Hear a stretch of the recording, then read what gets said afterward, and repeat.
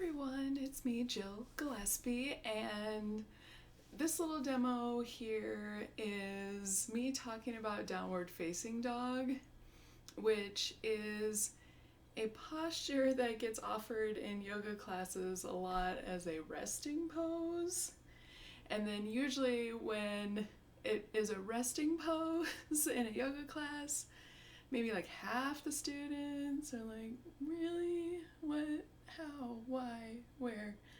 So I just kind of wanted to pick this pose apart a little bit and just play with it in a bunch of different accessible versions of it that I have played with it in that seem to kind of help me understand how to do it and not be so spiteful of it, because it is a nice all-around pose shape because it's a little bit of a forward bend, but it's also a nice body stretch, and it's nice, but it's harder than they make it seem in class sometimes. And so just to start here,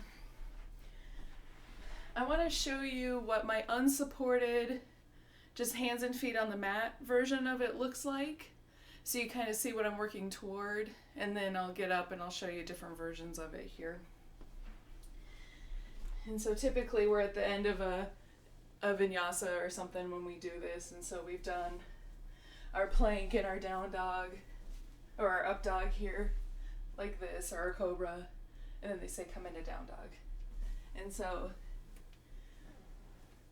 this is the pose I'll be working on here right now.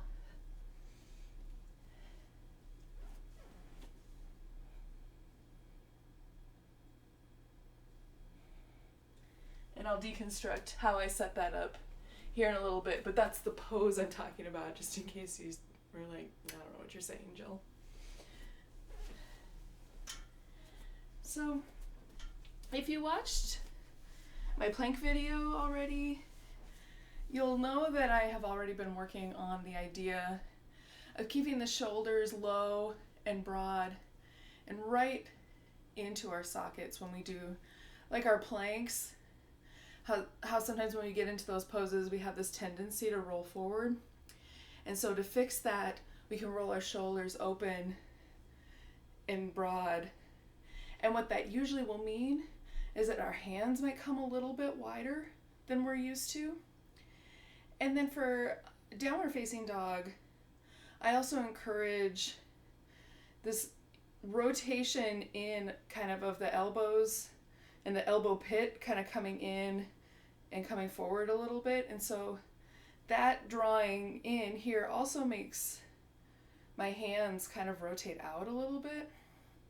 And so when I'm planting my hands in something like downward facing dog, my stance is fairly wide to keep my shoulders broad and open, and then to keep my elbows drawing in toward my side. Even though they're above my head, they're still drawing in toward my midline. That spins my hands out a little bit. And what I'm looking to do is definitely be rooting the forefinger and thumb side of my palm into the floor when I can, for sure.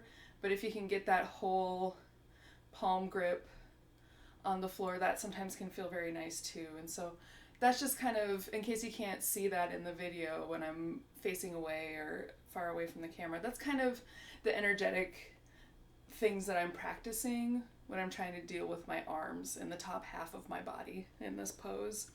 And so if I'm just seated in the chair here and want to work on that, so essentially when I was on the floor, I was like an upside down V. And so we can kind of emulate that already just being in our chair. And so what I'm doing here is I'm stepping my feet out, and I can scoot back a little bit.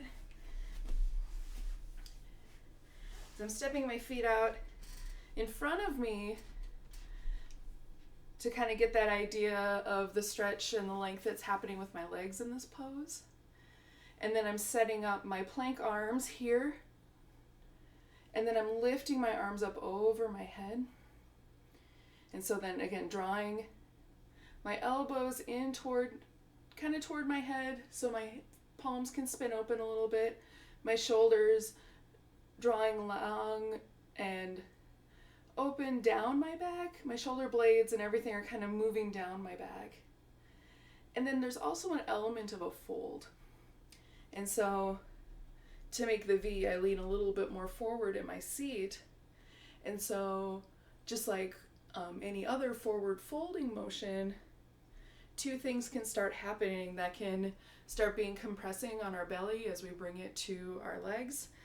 And then we could accidentally start locking our knees when we don't mean to.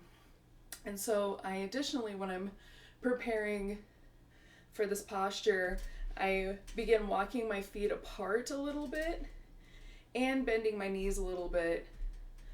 And then I'm hinging right at my hips to kind of find that shape. So this is me imagining that the floor is my camera here. And so I'm trying to find that space here. And what I'm doing here is I'm pressing my hips away from my hands in this pose. So this is a variation you can start working on here, just to work on the drawing in the belly and finding the long spine and the fold and the arm sensations. There's just a lot to work on in this pose. That's why it's so hard.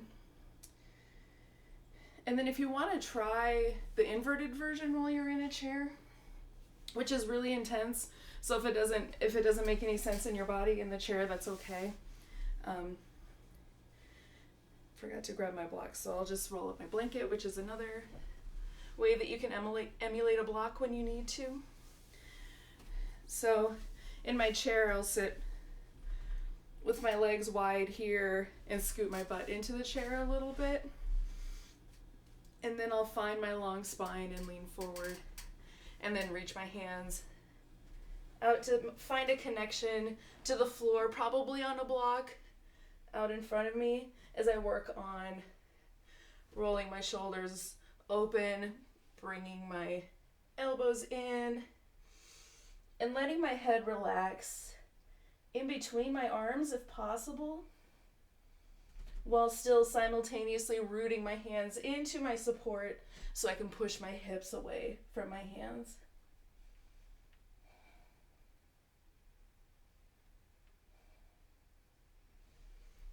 So there's some ways you can work on it without putting the stress on your hands right away, because it is, being on our wrists in a long yoga class is very difficult, I know. So if you have access to a wall, which I do, I'm going to use this wall this time though, so I'm not sticking my butt right in your face. But you can set up the arms and the leg position here using the wall as the floor. And so you maybe remember from earlier when we had worked on doing the plank on the wall, where we still work on putting our hands about shoulder height and then rolling those shoulders back and down and broad, and then finding our hand width. And then, so here we might have a plank. And then for down dog, what you do is you start walking your hands down the wall and sending those hips back in a way so we're finding our fold again, but we're also stopping at the place where our head is right between our arms. And then we're reconnecting and building that pose, rooting our arms in. For me, I would widen my hands and roll my fingers out just a little bit. And then I press my hips away. And then here you'll see I widen my stance a little bit, and I'm bending my knees just to really find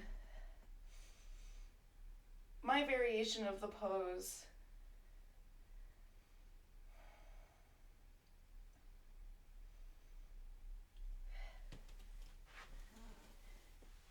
And so then we still have our trusty chair. And so kind of the next way down to the floor would be starting with the back of our chair, if that's something you can get to. So I definitely don't recommend doing this pose in a chair that has wheels, that isn't stuck on the floor, that's not pushed against the wall. Like, make sure you have a chair that's not just going to scoot out from under you just as soon as you start leaning your weight into it, because that's not going to be fun. We'll set up again, finding connection with our hands as wide as the chair will allow us. I tend to like my hands even a little bit wider than the chair will support for me, but I do what I can. And so I find my broad shoulders again, spin my elbows in, and then I shift my hips up and back. And so I can still press my hands into the chair and I can still send my hips away. My head comes between my arms, and then I bend my knees to really allow myself all the room that I need in this fold, and my feet are wide and all of that fun stuff again.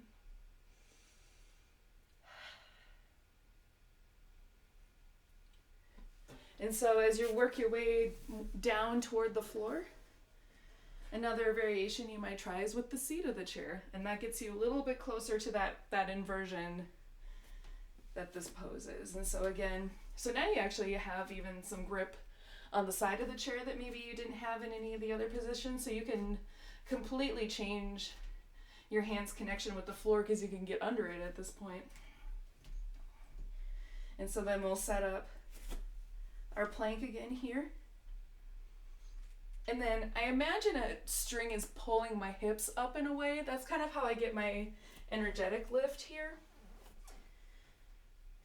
And then once I fully transition so that I'm up and over my legs now, I can press into my palms. And here I've again widened my stance. I've bent my knees a little bit. And I'm letting my head come between my arms.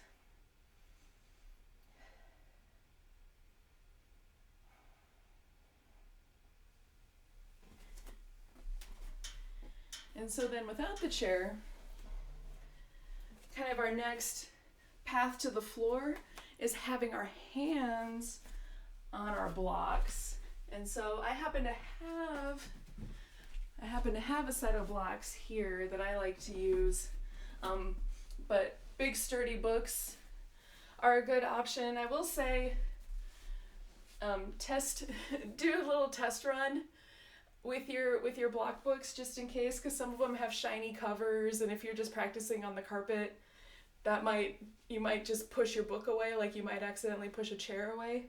So be careful when you're using those books. Try to get yourself a grippy floor under you, or I don't know, grippy books. I don't know if that's a thing, but just do your best here. And so just like setting up in the chair or on the wall, as I start by setting up my arms here. And so I'm starting in tabletop, drawing in my belly, finding my broad open shoulders, and then moving my blocks under my hands so they can support the width that I need. And so depending on how your body's feeling, grabbing the sides of the block or the ends of the block might feel best on your hands. So you know your wrists and your hands better than I do. So just do whatever causes the most comfort or least amount of pain or work in your wrists. If there's any sharp pains, don't do this at all. That's not what we're going for here.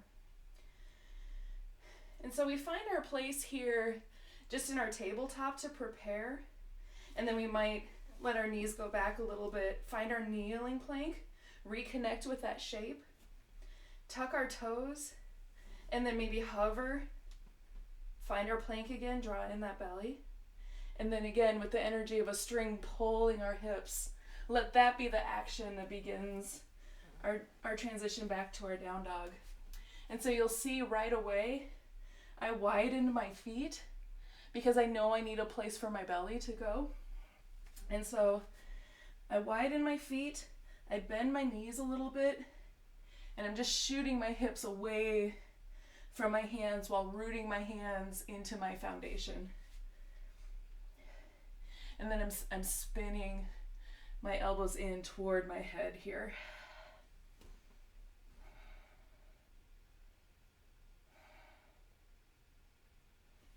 And then I'll let my knees lower so I can safely transition somewhere else. So then without the blocks, now I have no restraints.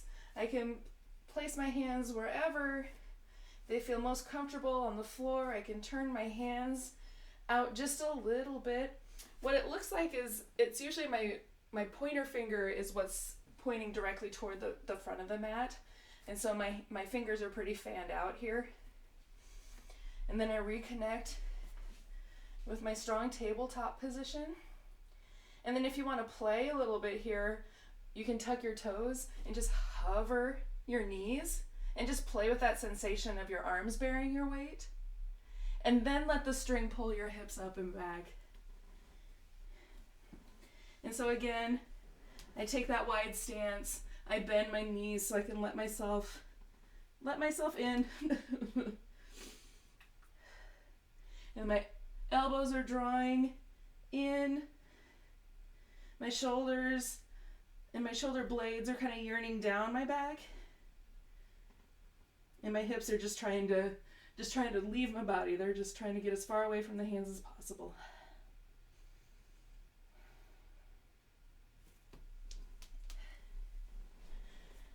Now,